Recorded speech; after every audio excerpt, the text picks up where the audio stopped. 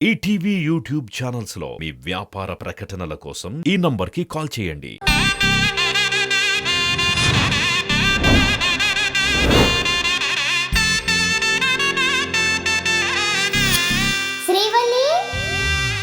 సీత, ఏంట ఆవేశం? శ్రీవల్లి మీద నీకెందుకు అంత కోపం? ఎందుకు తనతో మాట్లాడినట్టున్నావు? తనేం చేసిందో మీకు తెలీదా?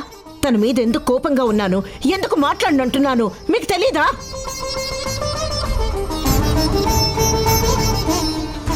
అన్నీ తెలిసి కూడా ఏం తెలియనట్టు అలా అడుగుతారేంటండి? సీత, శ్రీవల్లి అలా ఎందుకు చేసిందో నువ్వు కారణం తెలుసుకోకుండా ఇలా ఏంటండి ఆ కారణం?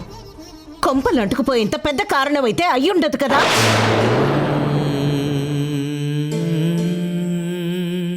ఇంట్లో వాళ్ళ మధ్య భేదాభిప్రాయాలు వస్తాయి. వాళ్ళకి సర్ది చెప్పి అందరూ కలిసి ఉండేలా చేసింది నా కూతురు అని చెప్పి గర్వపడ్డాను. కానీ ఈరోజు ఆ కూతురే స్వయంగా సొంత అన్నయ్యని ఇంట్లోంచి వెళ్ళగొట్టింది అంటే నా గుండె రగిలిపోతుందండి. అలా అనకు సీత. శ్రీవల్లి నీ గురించి ఆలోచించి నీకోసమే అలాంటి నిర్ణయం తీసుకుంది. ఓ, తను అలాంటి నిర్ణయం తీసుకుంటే నేను సంతోషంగా ఉంటాను అనుకుందా? కన్న కొడుకుని ఇంట్లోంచి వెళ్ళగొడితే ఏ అమ్మైనా సంతోషంగా ఉంటుందా? అది కాదమ్మా, నువ్వు బాధపడతావని నాకు తెలుసు.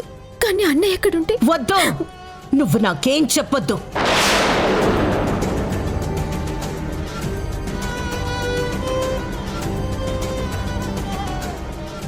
అయినా నాకు సంజాయిషి చెప్పాల్సిన అవసరం నీకేంటి? నేను నీకేమవుతానని? అమ్మా, అమ్మనా? అమ్మనేది ఒకటి ఉందని నీకు గుర్తుంటే నాకొక్క మాట కూడా చెప్పకుండా నువ్వు ఇంత పని చేయవు. ఈ ఇంట్లో నీకేదైనా చేసే అధికారం ఉంది కాబట్టి నీ నిర్ణయానికి ఎవరు అడ్డు చెప్పరనే ధైర్యంతోనే కదా దినేష్ ఇంట్లోంచి వెళ్ళమన్నావు. సీత, దయచేసి నీ కోపాన్ని పక్కన పెట్టి శ్రీవల్లిని అర్థం చేసుకో.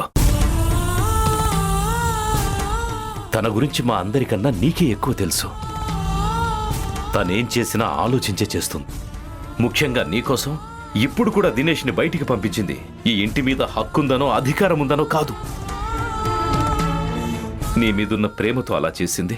4 రోజులు పోయాక మళ్ళీ దినేష్ను తీసుకొని వస్తుంది. అప్పటి వరకు కాస్త ఓపిక పట్టు. మీరు కూతుర్ని వెనకేసుకు రావడం ఇంకా ఆపండి.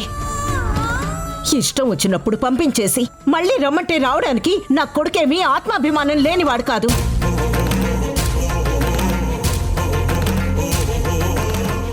ఆ రోజు తను ఆఫీస్కి వెళ్ళేటప్పుడు అందరూ సంతోషించేలా నిర్ణయాలు తీసుకోమని ఆశీర్వదించి పంపాను. కానీ తను తీసుకునే మొదటి నిర్ణయమే ఇలాంటిదవుతుందనుకోలేదు.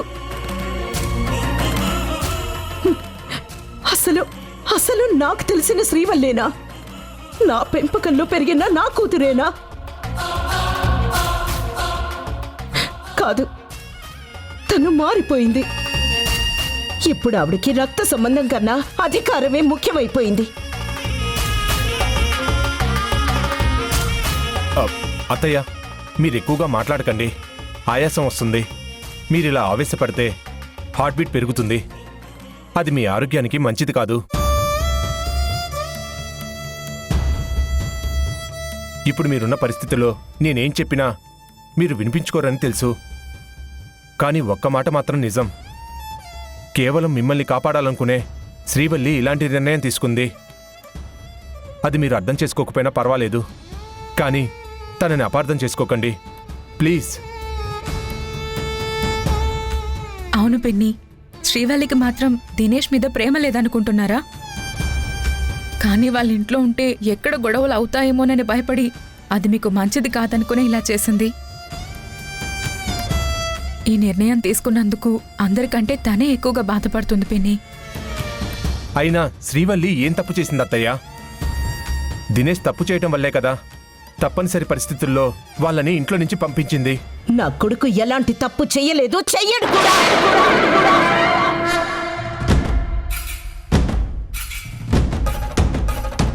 వాడి గురించి నాకు బాగా తెలుసు. నా కొడుకు నిప్పు లాంటి మనిషి, నిజాయితీకి మారిపోయారు వాడు.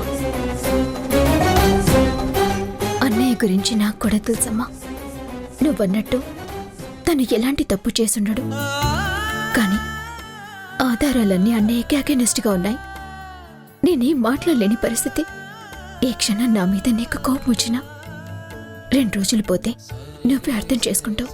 కానీ అన్నయ్య వాళ్ళు ఇక్కడే ఉంటే ప్రతిరోజు ఏదో ఒక రకంగా గొడవ జరిగే అవకాశం ఉంది. దానివల్ల నువ్వు మరింత కుంగిపోతావు. అది నీకు మంచిది కాదు. అందుకే తప్పు అని తెలిసినా ఇలా చేయక తప్పలేదు.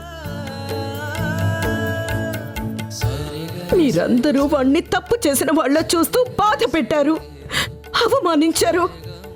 అది చాలదన్నట్టు నిందను మోయమన్నట్టు వాణ్ణి ఏకంగా బయటికి వెళ్ళగొట్టింది ఇంటి యజమానురాలు. అమ్మా, నువ్వు నన్ను ఎన్ని మాటలైనా అను, నేను బాధపడ్ను.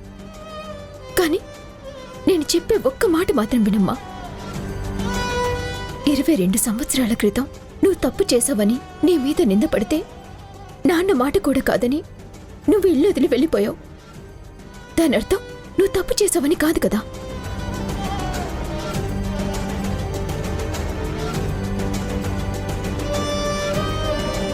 ఇప్పుడు అన్నయ్యని ఇల్లు వదిలి వెళ్ళమన్నంత మాత్రాన తను తప్పు చేసినట్టు కాదమ్మా,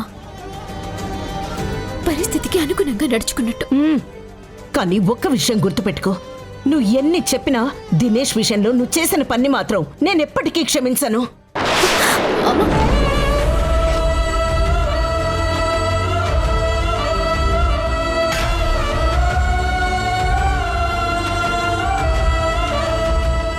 ఇప్పుడు ఆవిడకి రక్త సంబంధం కన్నా అధికారమే ముఖ్యమైపోయింది.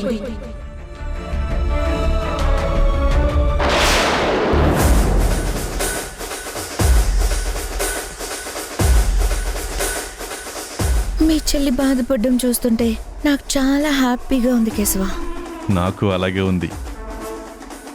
ఆ దరిద్ర మొహాల్ని మనం ఒక్క మాట కూడా అనకుండా వాళ్ళకి వాళ్ళే మాట మాట అనుకునేలా చేసాం చూడు. ఆ డ్రామా చూడ్డానికి కన్నుల పండుగలా ఉంది. మనం మాత్రం ఎందుకు అనకుండా ఉండాలి అత్తి? తనని ఓదార్చినట్టే నటిస్తూ మాటల తోటాలతో ఇంకొంచెం ఎక్కువ బాధ పెడదాం. అప్పుడు ఈ డ్రామాకి ఇంకొంచెం హిట్ పెరుగుతుంది. గుడ్. మరెందుకు లేట్ చేయడం? ప్రొసీడ్. డల్గా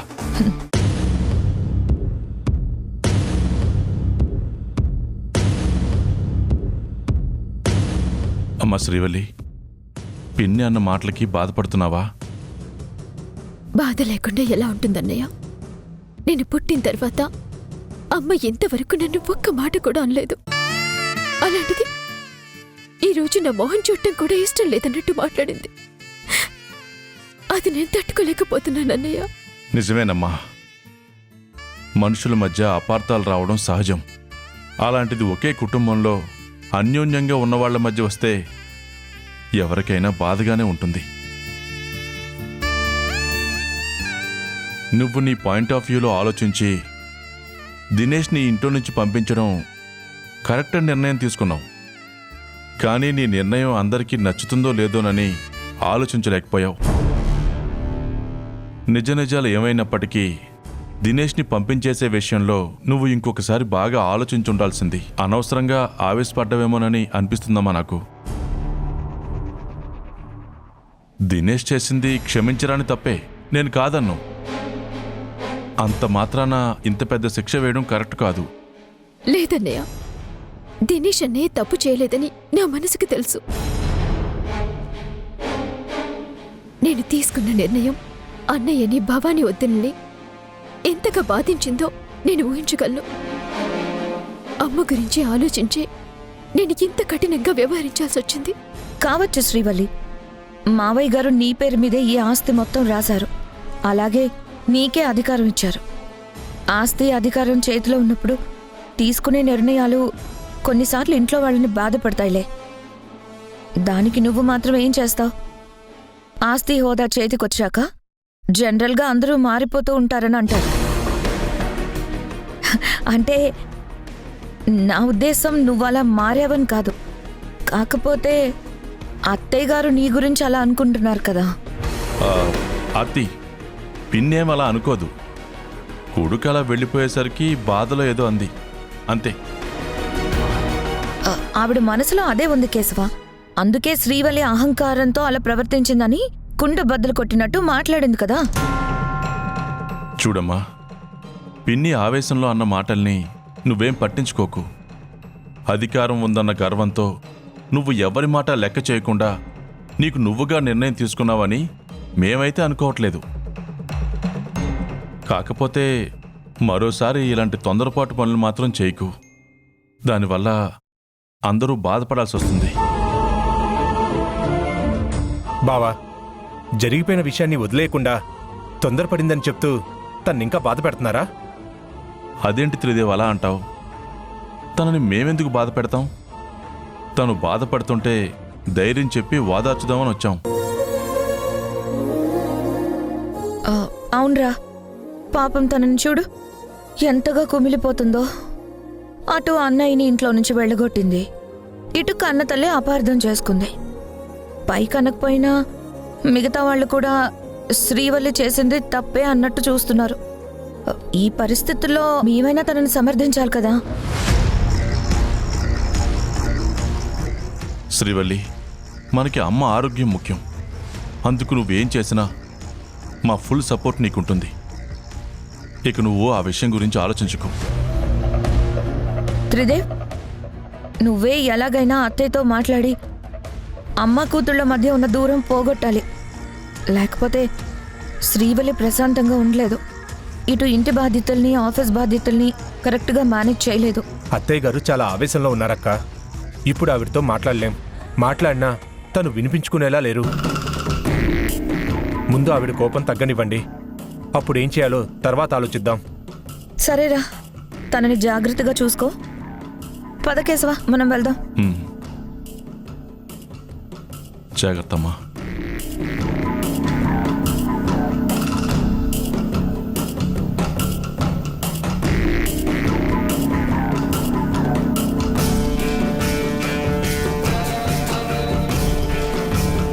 ఏంటిది చిన్నపిల్లలా?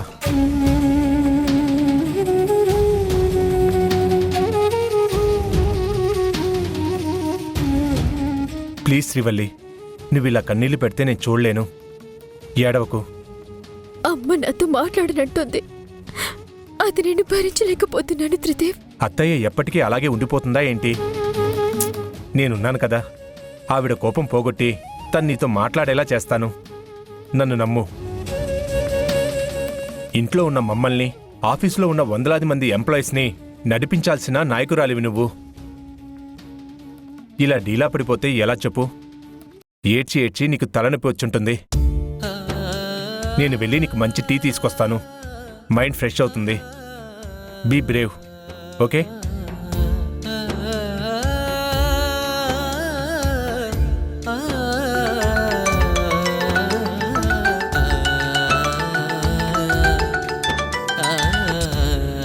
హలో ఖ్యాతి.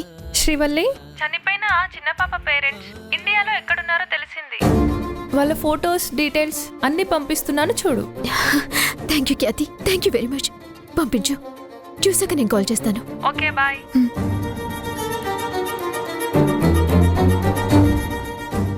ఏంటి కల్పన, ఏం ఆలోచిస్తున్నావు? దినేష్ భవానీ వాళ్ళ గురించి. వాళ్ళ ఇంట్లోంచి వెళ్ళిపోవడం నాకు చాలా బాధగా ఉందండి. నాకు కూడా బాధగానే ఉంది కల్పన, కానీ మనమేం చేస్తాం చెప్పు? ఆర్తి వదిన భవానీల మధ్య ప్రాబ్లమ్స్ తీరిపోయి వాళ్ళిద్దరూ కలిసిపోయారు. అందరం సరదాగా ఉండొచ్చు అనుకుంటుంటే ఇలా జరిగిందేమిటో. శ్రీవల్లి సడన్ గా వాళ్ళని వెళ్ళిపోమని చెప్పేసరికి ఎవ్వరం ఏం మాట్లాడలేకపోయాం. పాప వాళ్ళు చాలా ఫీల్ అయి ఉంటారు. నిజమే, శ్రీవల్లి అంత పెద్ద డెసిషన్ తీసుకుంటుందని నేను కూడా అస్సలు ఊహించలేదు. నేను కూడా అనుకోలేదండి. పిన్ని హెల్త్ గురించి ఆలోచించి తన నిర్ణయం తీసుకున్నా ఆ విషయాల్లో పిన్ని కూడా శ్రీవల్లి మీద చాలా కోపంగానే ఉన్నారు. తల్లి మనసు కదా, ఎలా తట్టుకుంటుంది చెప్పు? నింద మోపి పంపించేసినందుకు అటు వాళ్ళు, ఇటు అత్తయ్య శ్రీవల్లి అందరూ బాధపడుతున్నారు. మరో 2 రోజుల్లో శ్రీవల్లి త్రిదేవుల 16 రోజుల పండగ జరగబోతుంది. ఇంట్లో అందరూ ఎంతో సంతోషంగా ఉండాల్సిన ఈ టైంలో ఇలా జరగటం నిజంగా బాధాకరం. దినేష్ భవానీలంటే తనకి ఎంతో ప్రేమ. అలాంటి వాళ్ళని ఇంట్లో నుంచి పొమ్మంది అంటే తనెంతో ఆలోచించి ఈ నిర్ణయం తీసుకొని ఉంటుంది. అమ్మ ప్రాణాలు కాపాడుకోవాలంటే అన్నయ్యని బాధ పెట్టడం తప్పదు అనుకుందేమో. అయినా ఇందాక మీరు చూశారు కదా ఇంట్లో ఎలా గొడవ జరిగిందో, పిన్ని ఎలా కళ్ళు తిరిగి పడిపోయిందో. దినేష్ ఇంట్లోనే ఉంటే ఎవరో ఒకరు కంపెనీలో జరిగిన 20 కోట్ల ఫ్రాడ్ గురించి ప్రస్తావన తీసుకొస్తారు. రోజు ఇలా గొడవ జరుగుతూనే ఉంటుందని ఆలోచించుంటుంది. దానివల్ల ఇంట్లో ఎవ్వరూ మనశ్శాంతిగా ఉండలేరు. ముఖ్యంగా పెన్ని తన కొడుకుని వదిన దొంగగా చూస్తూ అవమానిస్తుంటే అస్సలు తట్టుకోలేదండి. దానివల్ల తన ఆరోగ్యం మరింత దెబ్బతింటుంది. అది ఆలోచించే శ్రీవల్లి ఈ పని చేసింది. చిన్నప్పటినుంచి తను ఒంటరిగా పెరిగింది. అందరికన్నా ఎక్కువగా తనకే బంధుత్వాల విలువ తెలుసు. అలాంటి తను జరగబోయే శుభకార్యం గురించి ఆలోచించుండదు అనుకుంటున్నారా? ఖచ్చితంగా ఆలోచించే ఉంటుంది. అయినా ఈ బంధుత్వాలు, శుభకార్యాలు, సంతోషాలు అనేవి కుటుంబానికి సంబంధించినవి. కానీ జరిగిన గొడవ వ్యాపారానికి సంబంధించింది. అది కూడా రూపాయి 2 రూపాయలు కాదు, 20 కోట్ల రూపాయల ఇష్యూ. శ్రీవల్లి ఇప్పుడు మామూలు ఆడపిల్ల కాదండి. నాన్న కష్టపడి స్థాపించిన కంపెనీలకి ఎండి, మన అందరికీ బాస్. దినేష్ డబ్బులు తీసుకోవాలని చూశాడా లేదా అనేది పక్కన పెట్టండి. కంపెనీలో ఫ్రాడ్ జరిగిందని, అది దినేష్ చేశాడని స్టాఫ్ అందరికీ తెలుసు. అలాంటప్పుడు ఒక ఎండీగా తను ఏదో ఒక నిర్ణయం ఖచ్చితంగా తీసుకోవాలి. లేదంటే దాన్ని అడ్వాంటేజ్గా తీసుకొని ఎవరో ఒకరు మరొక ఫ్రాడ్ చేసే అవకాశం ఉంది. అందుకే అటు ఆఫీస్ స్టాఫ్ని, ఇటు పిన్ని ఆరోగ్యాన్ని దృష్టిలో పెట్టుకొని తనిలా చేసిందనుకుంటున్నాను. ఇప్పుడు అందరి మనసులో తప్పు చేసినా అన్నయ్యని క్షమించలేదు.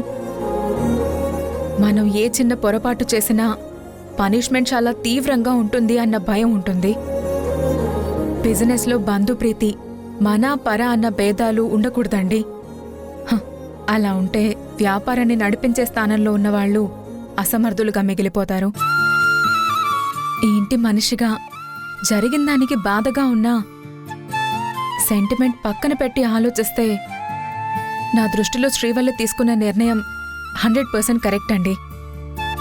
అయినా మీరు చూస్తూ ఉండండి, ఇప్పుడున్న ఈ సమస్యని వీలైనంత త్వరగా శ్రీవల్లి పరిష్కరిస్తుంది. సీత, నువ్వు పొద్దుటి నుంచి ఏమీ తినలేదు. కనీసం ఈ పాలైన తాగు.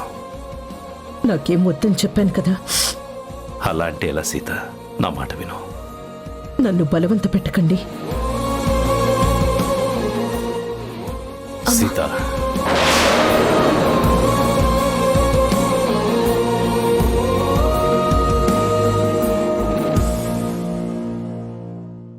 నువ్వు నీ ఆరోగ్యం గురించి ఆలోచించు సీత. టైంకు తిని నువ్వు టాబ్లెట్స్ వేసుకోవాలి. ఇలాంటి టైంలో తినకుండా నువ్వు పస్తులుంటానంటే ఎలా చెప్పు? 23 సంవత్సరాలు వాడికి దూరంగా ఉన్నాను. మళ్ళీ ఇప్పుడు అమ్మా నాన్నలతో కలిసున్న నా కొడుక్కి భరించరాని అవమానం జరిగింది. అందుకే తల్లి గుండె ఎంత ఆక్రోశిస్తుందో మీకు తెలుసా?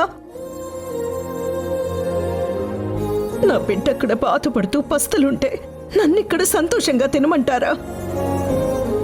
బిడ్డ ఆకలి తీరాకే ఏ తల్లైనా తన ఆకలి గురించి ఆలోచిస్తుంది.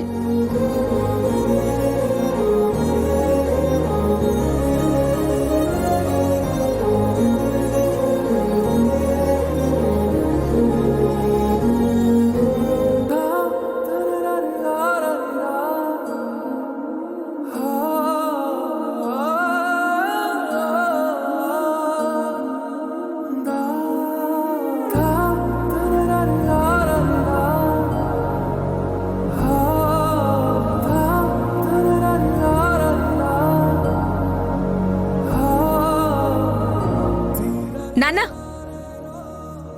ఎక్కడికో వెళ్తున్నట్టున్నారు? అవునమ్మా. భోంచేసి వెళ్ళండి నాన్నా. లేదమ్మా, నాకు ఆకలిగా లేదు. అది కాదు నాన్నా, మీరు కూడా ఉదయం నుంచి ఏమీ తినలేదు. ఒక 10 నిమిషాలు ఆగండి, భోంచేసి వెళ్దురు గాని. రండి నాన్నా.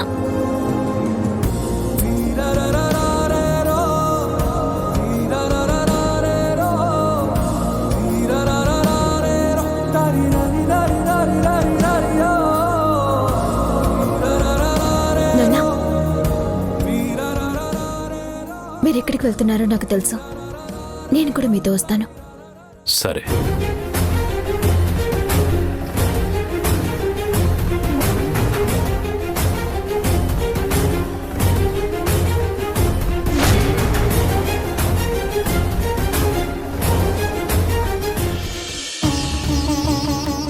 అకౌంట్లో 20 కోట్లు క్రెడిట్ అయినట్టుగా ట్రాన్సాక్షన్ ఉంది. ఇందులో మెసేజ్ ఉంది. మీరు కొన్నాళ్ళు ఈ ఇంటికి దూరంగా ఉంటే మంచిది.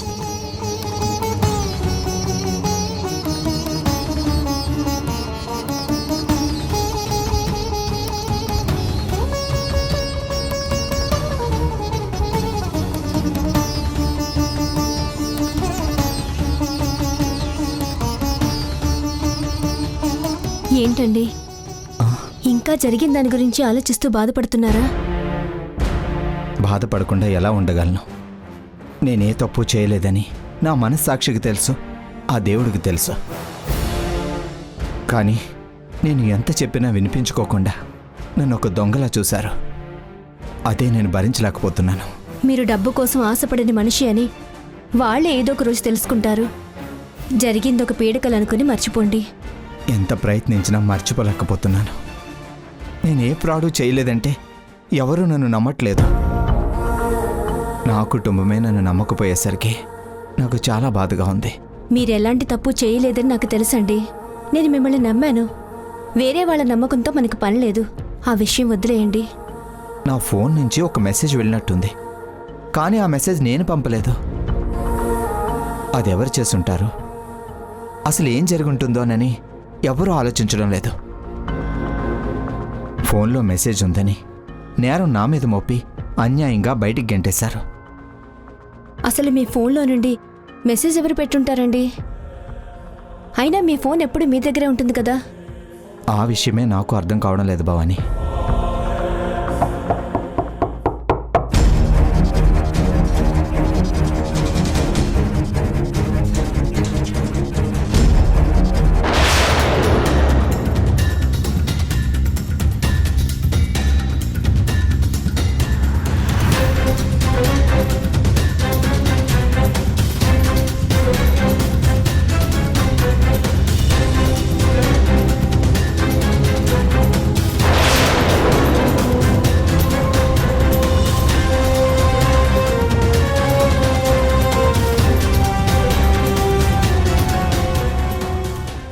నా కోసం ఇంత చేసిన నీకు అసలు ఎలా కృతజ్ఞతలు చెప్పుకోవాలో తెలియట్లేదు.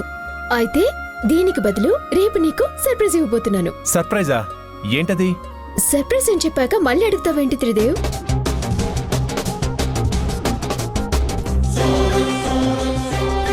నీ సమస్యకి కారణమైన వీళ్ళని నేను రేపు కలవబోతున్నాను త్రిదేవ్.